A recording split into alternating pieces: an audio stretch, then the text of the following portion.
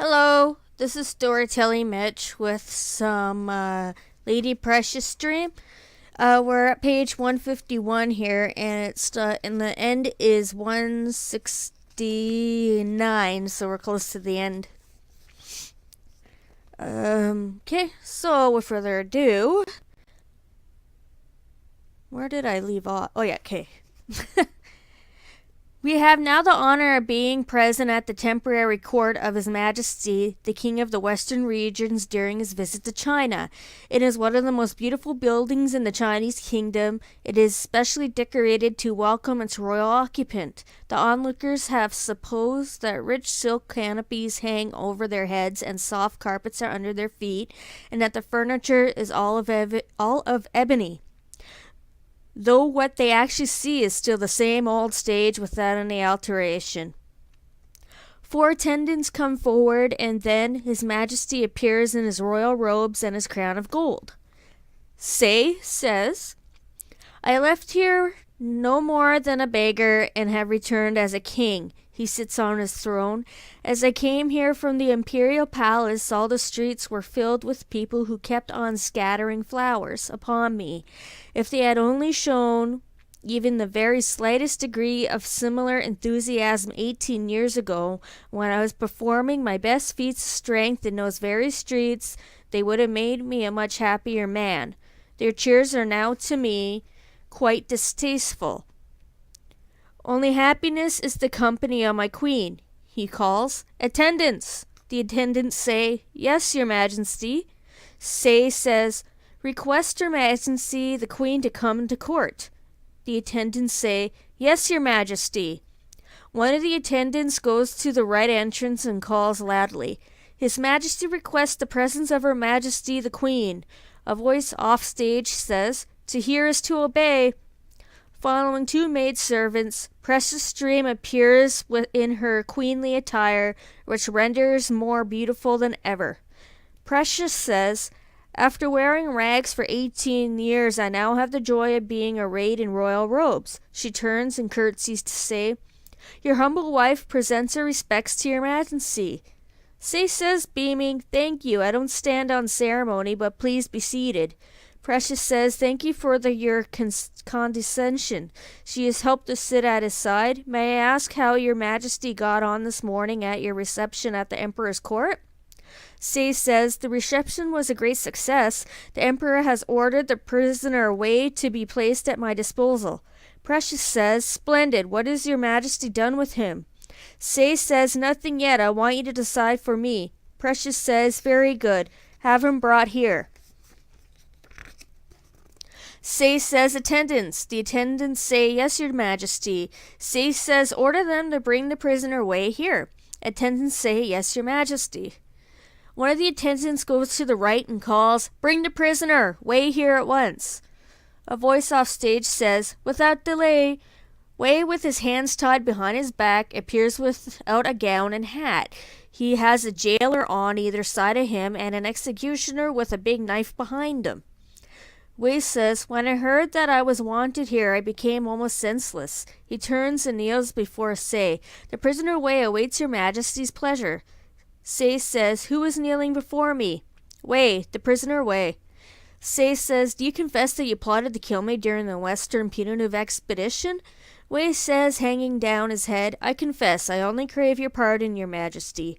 Precious says, "Do you confess that you have been swindling me out of what is due to me in order to starve me to death?"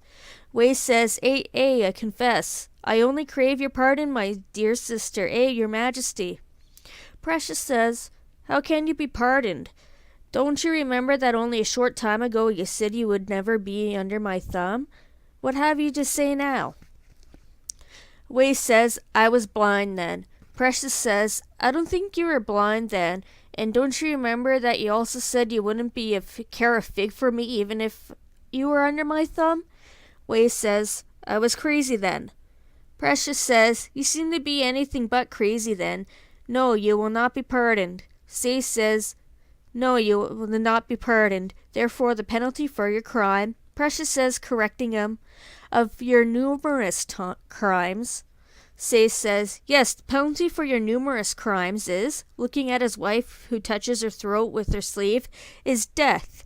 Wei says, oh no. Hsieh says, executioner. The executioner kneeling says, yes, your majesty. Hsieh says, behead the prisoner. Executioner says, yes, your majesty. Wei rises and the two jailers conducted to a corner to be beheaded. A voice off stage says, please, executioner, wait a moment. They stop.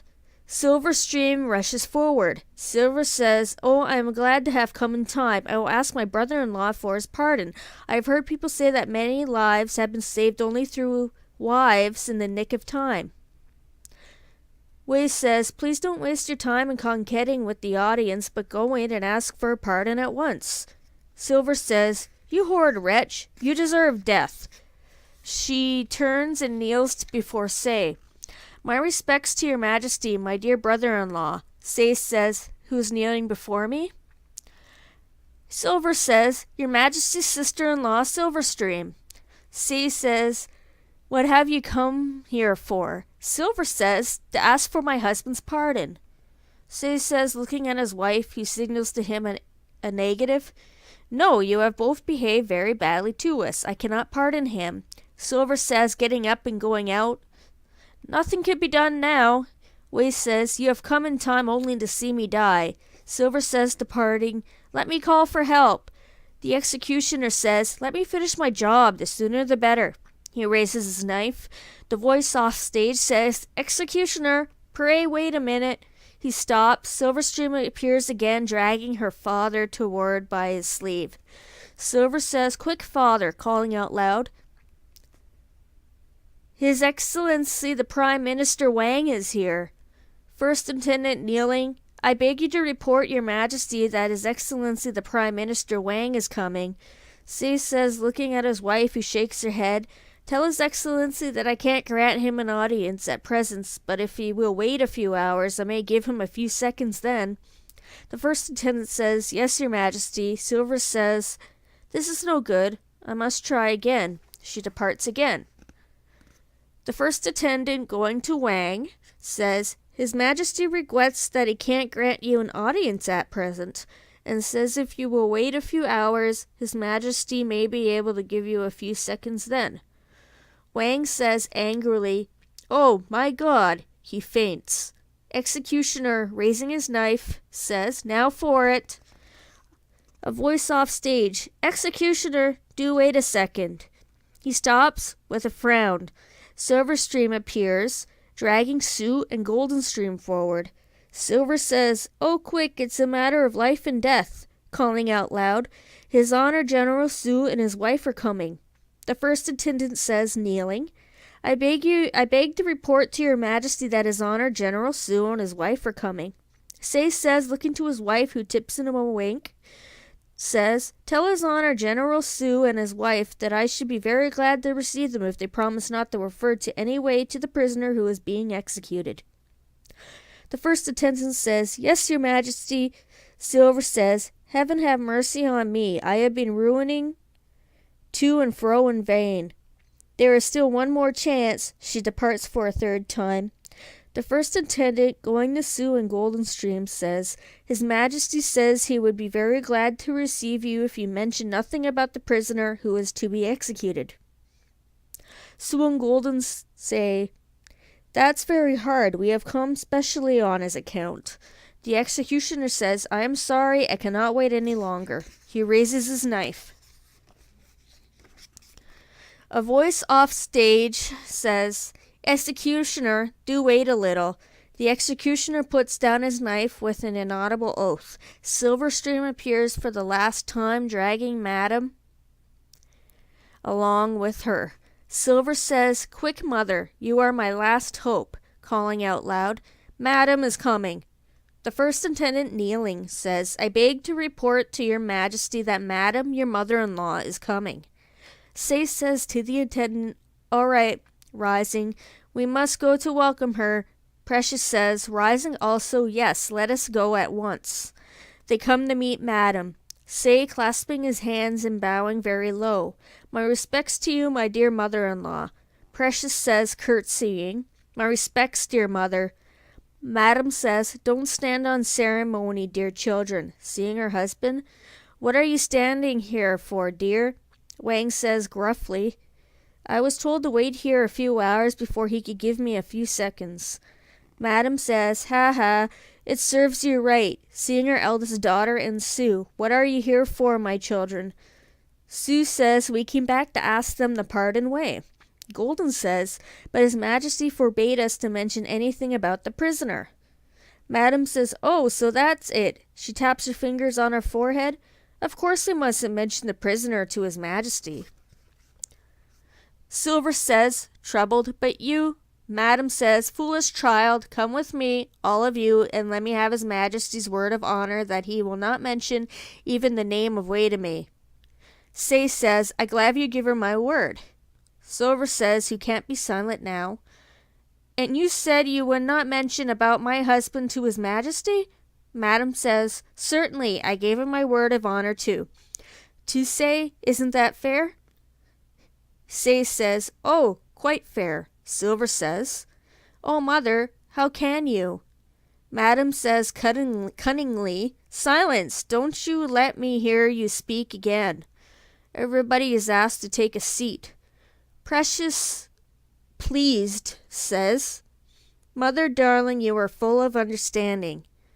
Madam, am I? Madam says, am I? I want you to grant me a favor, and I hope you will show how full you are of understanding. Precious says, of course I will. What is it, dear mother? Before you say the word, your request is granted. Madam says, that's very kind of you. She raises and curtsies to her daughter, who returns the salute uneasily. I must thank your Majesty formally. Precious says, please do not, dear mother. What is it? Madam says, I want you to pardon Wei. Sensation. Precious says, but you have given me your word of honor that you would never mention him. Madam says, yes, to His Majesty, but not to Her Majesty. Hsieh says, but he deserves more than death. Madam says, no, remember your word and don't mention him to me, your Majesty. Hsieh says, perceiving that he is caught, well, I'm caught. Madam says, since Her Majesty has granted my request. Precious says, no, I have not. Madam says, yes, you have. Everybody understood that you had granted it before I told you what it was, and I thanked you formally for your favor. Precious says, I thought you would never say a word to him. Madam says, I am only asking a favor, and I'm not going to say a word in defense of him. Precious says, well, even if I have promised you, I am afraid my husband won't listen to me. Hsieh, taking the hint, no, I won't. Madam says, but you must. All of the best families of this and every other kingdom are ruled by the wife. My husband here will tell you that he has always listened to me, and he will always have to listen to me. He will set a good example for you. To her husband she says, don't you, my dear? Wang gruffly says, I do. Madam says, and willingly? Wang rather unwillingly says, yes, willingly. Precious says, dear mother, you are indeed a darling. To her husband she says, as I have already promised my mother, I am afraid you will have to fulfill my promise. Hsieh says, I said it was for you to decide. Madam says, splendid. All say, splendid. Precious says, his life may be spared, but he must be punished in some other way. I think a few strokes on his back might meet the case. Silver says, yes, I do think that he ought to be beaten, for he has behaved badly to me. Precious says, yes, he really deserves to be beaten severely. Wei, shouting, says, oh no, I'd rather die, I'd rather die. They all laugh. Hsieh says, attendants. The attendants say, yes, your Majesty. Hsieh says, release the prisoner and bring him here to be beaten. The attendants say, yes, your Majesty. One of the attendants moves forward and says to the jailers, His Majesty orders the prisoner to be released and brought before him. The jailers say, yes. Executioner, throwing his knife on the ground, says, "Bad luck, I've been deprived of my diversion today." He retires. Wei is brought to court and kneels down again. Madam says, "Now thank your majesties for their kindness." Wei says, "Have I to thank them who intend to have me beaten?" Madam says, "You must." Wei says, "Good heavens." To say in precious stream, he says, "I thank your majesties to your great kindness." Hsieh says to jailers, "Beat him." Looking at his wife, who holds up 4 fingers, says, "Give him 400 strokes on the back." The jailers say, "Yes, your majesty." They prepare the process by putting on one of their bamboo poles on Wei's back, whilst the other pole is used to beat the pole on his back.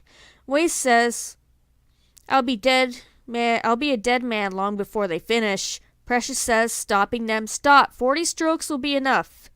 Hsieh says, telling them to strike, "All right, 40 strokes." Jailers say,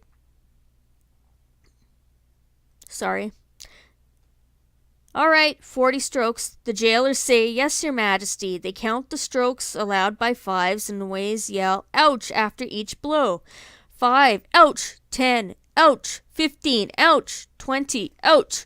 25, ouch. 30, ouch. 35, ouch. 45, ouch. "We have given him 40 strokes, your majesty." Hsieh says, "You may leave him here." Jailers say, "Yes, your majesty." They retire. Precious says, "Now let bygones be bygones and take a seat beside your wife." Silver says, "You must thank their majesties." Wei, getting up with difficulty, says, "Oh, thank you indeed." He tries to sit down. Ouch, ouch. He stands with his arms leaning on the back of a chair. Silver says, "Why don't you sit down? Why do you stand in such a ridiculous position?" Wei, in woeful plight, says, "How can I sit down with wounds like mine?" Silver says, smiling, "This will keep you from being naughty for a long time." Madam says, smiling, "Yes, it will." To Wang, she says, "Don't be cross, dear. Aren't you delighted to see all our children happily reunited?" Wang says gruffly, "I am." Precious says, "Oh, dear mother, there is a member who has lately joined our family. You mustn't go before meeting her." All surprised say, "Who is she?" Precious says, "My sister-in-law." To say, "Isn't she your sister, dear?" Hsieh says uncomfortably, yes." Madam says, "But we have never heard before that you have a sister." Precious says, "Neither had he until recently. I haven't even seen her yet." Golden says, "Where is she?" Precious says, "I know that she is waiting an audience here." Silver says, "Request her to come at once, please." Precious says, "Yes, please." Hsieh says, "Attendants." The attendants say, "Yes, your majesty." Hsieh says, "Request her highness my sister-in-law to come here." The attendants say, "Yes, your majesty."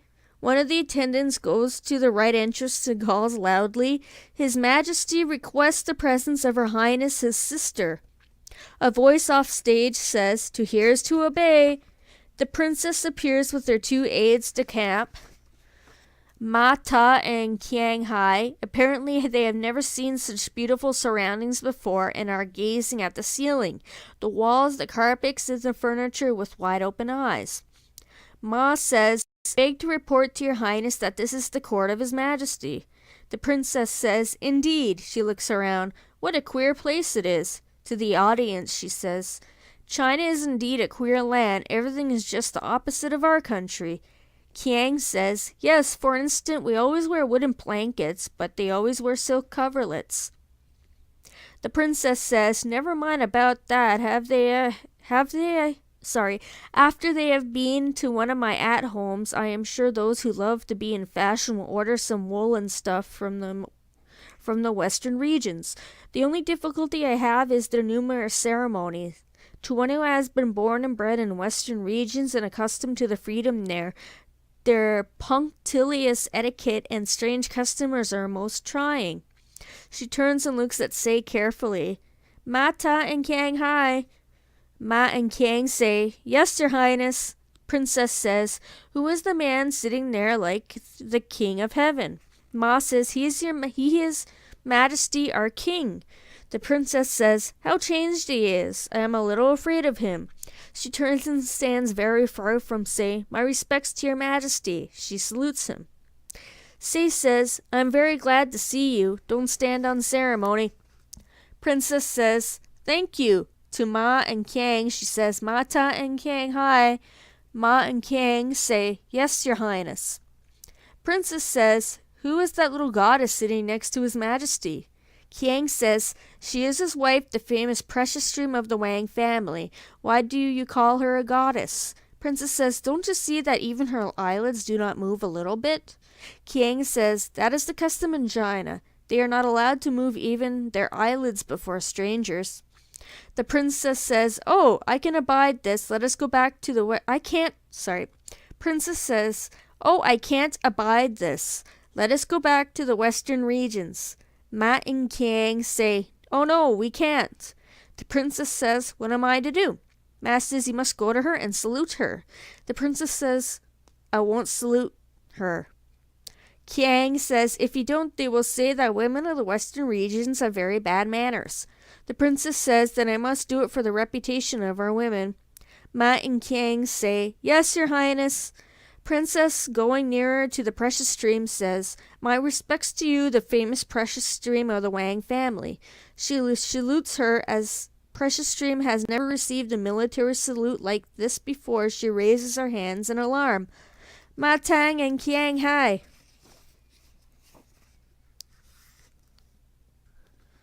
Ma and Kang say, yes, your highness. The princess says, why does she appear to try to fly when I salute her? Ma says, she isn't trying to fly, she's returning your salute. The princess says, this is not a salute. Kiang says, she has never done this before. Their way of saluting is quite different to ours. Princess says, what is the difference? Ma says, our way of saluting is like raising a hand to hit a dog. He does so. Kiang says, their mode of saluting is like churning cream. He does so. Princess says, trying to churn cream also. How ridiculous.